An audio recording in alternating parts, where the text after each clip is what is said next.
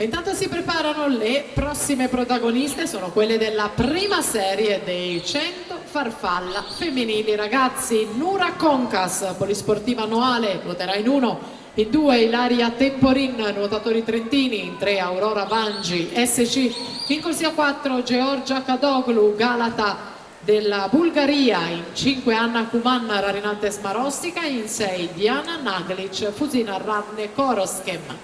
Attenzione al touch di Marusa Milinar, 1.09 e 12 per un solo centesimo, beffa Lacagnato e va lei al comando della classifica generale.